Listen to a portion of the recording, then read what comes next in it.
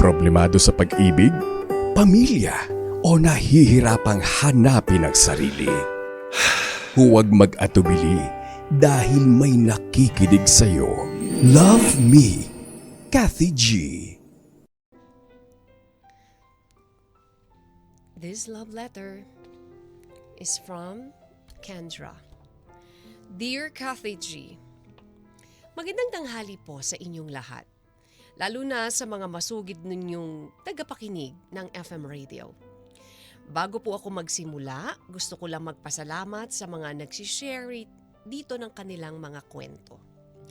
Kayo po ang nagbigay sa akin ng lakas ng loob para maibahagi rin, Miss Kathy, ang kwento ng buhay ko. Tawagin niyo na lamang po akong Kendra. I'm 17 years old nang mangyari ito. Solong anak lang po ang Papa Juni ko, kaya talagang protective siya sa akin. Sobrang swerte ko sa kanya kasi alam kong kahit anong mangyari, hindi ako hahayaang apihin ng ibang tao. Alam mo, Miss Kathy, mababait naman ang pamilya sa side ni Papa. Kaya hindi ako naniniwala nung una sa sinabi nilang may ugali daw ang pamangkin at tita ko. Si Tita Maylin, housewife siya na laging mainit ang ulo at parang laging galit sa mundo. At yung anak naman niyang si Denise, mahilig siyang magsinungaling at magsumbong ng mga maling kwento para lang mapahamak ang iba.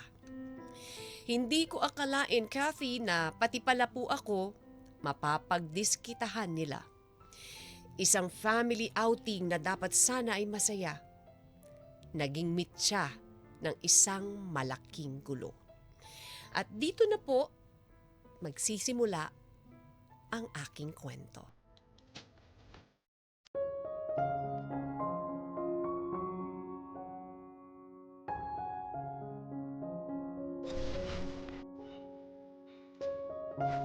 Excited na ako!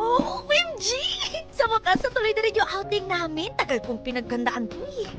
Halata nga anak, ang dami mong biniling damit oh. Isang araw lang naman tayo dun eh. Pa, alam mo namang hindi ako pwedeng magpakabog sa iba. Kung saan ka masaya anak, supportahan na lang kita. The best ka talaga pa.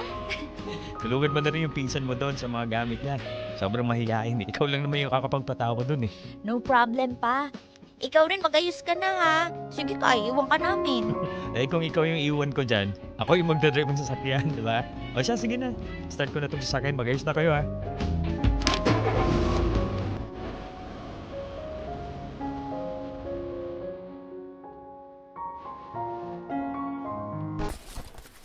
Loisa, okay na ba mga gamit mo? Gusto mo tulungan na kita? Okay ate, tapos na rin naman to. Tapos magdala ka rin ng dress ha. Gusto ko yung cute tayo dun. Ate naman, hindi ako nagkaganon eh. Ay wala kang magagawa. Ako ang ate mo eh. Sus, sige na nga. Ganyan kita kalab ate. Hay nako, baka mamaya magpicture pa tayo.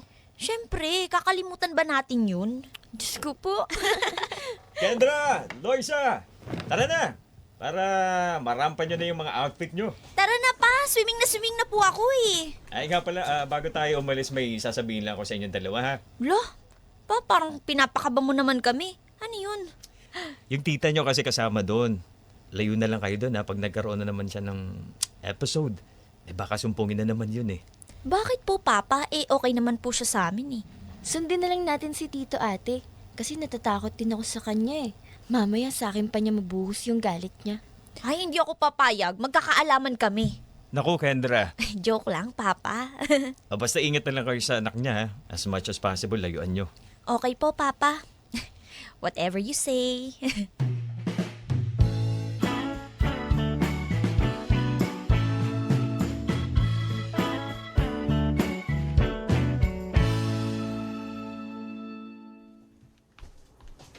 Bakit kaya tayo pinapalayo ni Papa dun?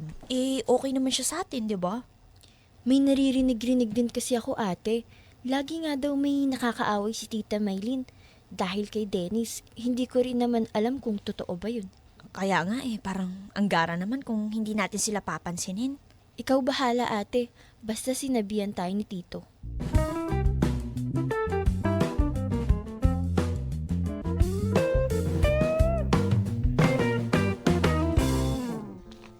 Miss Kathy, noong mga sandaling yun, litong-lito ako. Hindi ko alam kung maniniwala ba ako sa mga naririnig ko or mananatili akong positibo kasi pamilya pa rin naman namin sila. Ayoko namang maging judgmental or mag-isip ng masama sa sarili naming kadugo. Pero sabi nga nila, ang babala ay hindi ibinibigay para lang takutin ka, kundi para ihanda ka sa pwedeng mangyari. Sana pala naniwala na lang ako agad kay Papa nung sinabihan niya kaming lumayo sana. Hindi ko nalang binaliwala ang mga kaba sa dibdib ni Loisa. Dahil ang akala kong masayang swimming at bonding naming magpipinsan ay magiging dahilan ng isang pangyayari nang hinding-hindi ko makakalimutan sa habang buhay.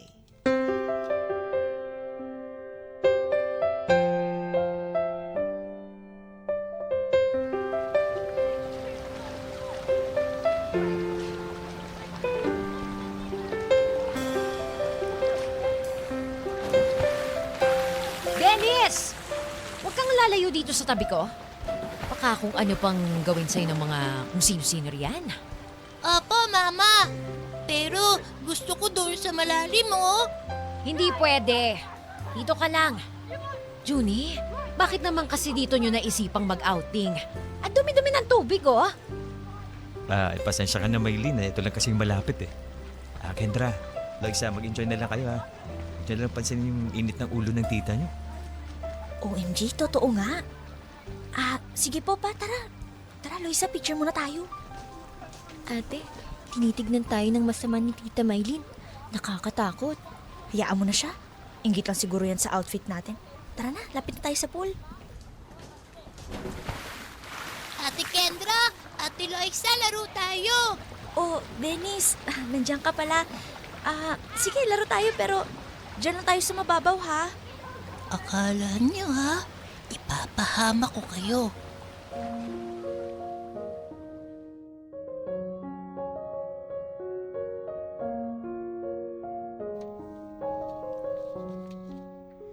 Nagsimulang maglaro si Dennis kasama namin ni Loisa, Kathy G.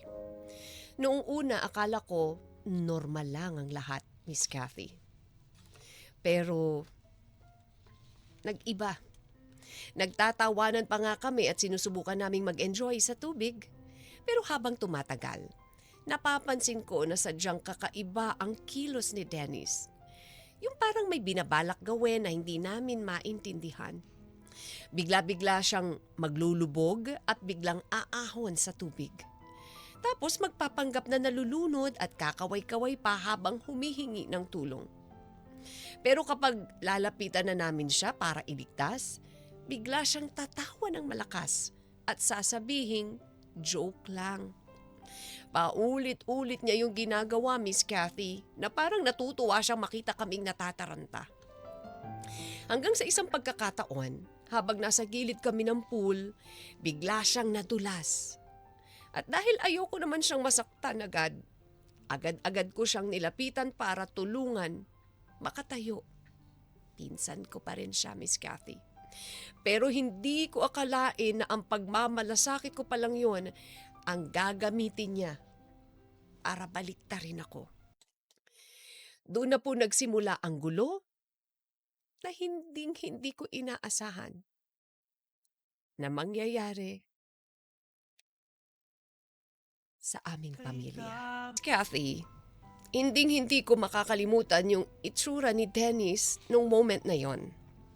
Akala ko talaga aksidente lang ang lahat. Na nadulas lang siya, kaya mabilis ko siyang nilapitan para tulungan. Yun pala, sinadya niya yon para lang maipakita siyang eksena sa nanay niya. Ang bala ko lang naman ay alalayan siya pero yun na pala ang gagamitin niyang bala para baliktarin kami sa kwento niya. Sa isang iglap, ang tawanan namin ay napalitan ng katakot-takot na sigawan.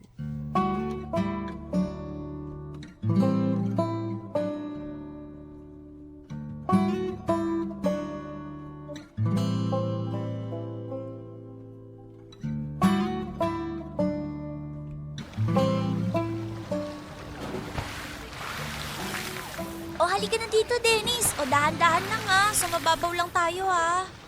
O teka, dahan-dahan. Huwag kang pupunta sa malayo, Dennis, ha? Ingat ka. Mama! Mama! Tulong! Nilulunod ako ni Ate Kendra! Dennis, ano sinasabi mo? Tinutulungan lang kita. Ate, tita, hindi po totoo yan. Anong ginawa mo sa anak ko? Aray ko, tita! Bakit yun naman po ako sinampal? Wala po akong ginagawa! Sinungaling! Kitang-kita ko, dinidiin mo ang anak ko sa tubig. Gusto mo ba siya patayin? Opo, Mama! Sabi ni Ate Kendra, lulunurin niyo daw po ako! Dennis! Bakit ka nagsisinungaling? Tita, maniwala po kayo na dulas lang po siya! Walang hiya ka? Akala mo kung sinong mabait? Anong ganda ng mukha mo? Siyang pangit ng ugali mo. Mana ka sa tatay mo, konsentidor!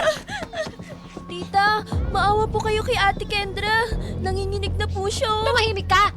Isa ka pa! Mga bata kayong walang utang na loob! Nilulunod niyo ba anak ko? Halika na nga anak! Tara na!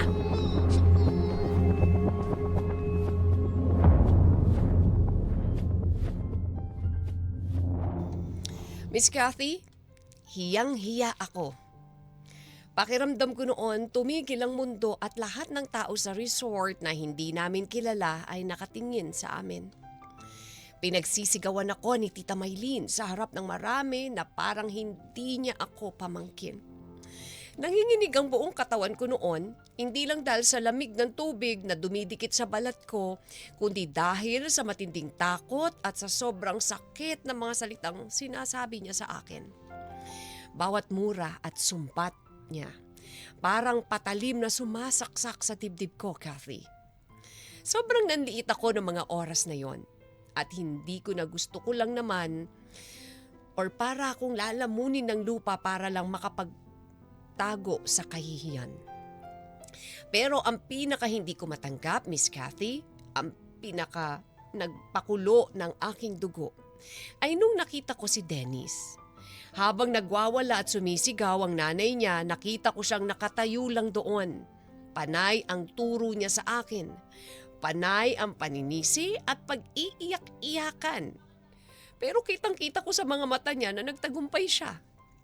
Doon ko napatunayan na totoo pala ang sinasabi nila.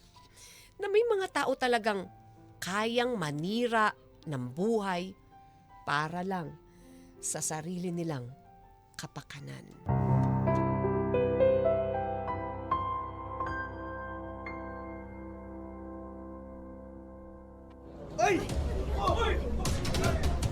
Ano nangyayari doon? Maylin! Maylin, tama na yan! Junie, tingnan mo yung anak mo. Pinagkakaisa nilang anak ko. Gustong lunurin ni Kendra si Dennis. Kilala ko yung anak ko, Maylin, hindi niya magagawa yan. At nakita ko ang lahat. Nakita ko kung paano nadula si Dennis at kung paano siya hinila ni Kendra para tulungan. Kinukonsinti mo pa? Eh yun nga yung sumbong ng anak ko. Ang anak mo ang nagsisinungaling. Dennis, magsabi ka ng totoo. Kung hindi tayo alis dito hanggat hindi ka nagsasabi ng totoo.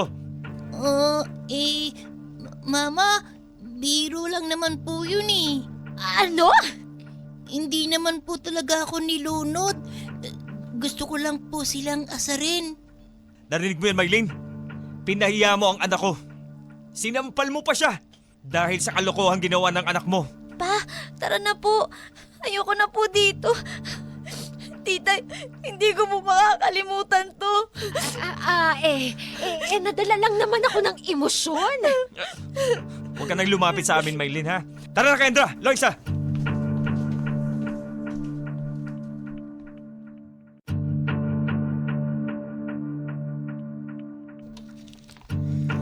Cathy G, isang araw na sana'y puno ng saya, pero nauwi sa trauma at matinding sama ng loob.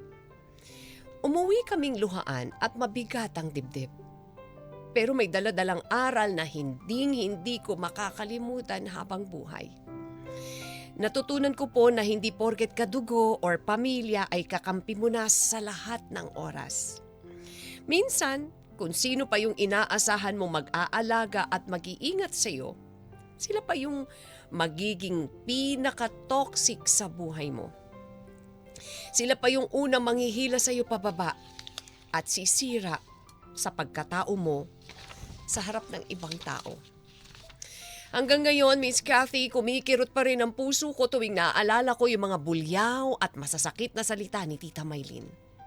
Pero sa kabila ng lahat ng pait, nagpapasalamat pa rin ako sa Diyos dahil binigyan ako ng isang Papa Juni, isang tatay na hindi natakot manindigan para sa akin at handang ipaglaban ang katotohanan kahit sino pa ang mabangga niya. Cathy, hanggang dito na lamang po ang aking kwento. Sana ay magsilbi itong paalala na ang tunay na pamilya ay hindi lang base sa dugo, kung hindi sa pagmamahal at pagtitiwala. Maraming salamat po sa pagbasa ng aking sulat, Miss Cathy. Sabi nga nila, lahat naman ay daraan sa process of healing. Ito kami ngayon, sana unti-unting mag-heal sa mga sugat na itinulot ng aking mga kamag-anak. God bless you all. Kendra. Love Me, Kathy G.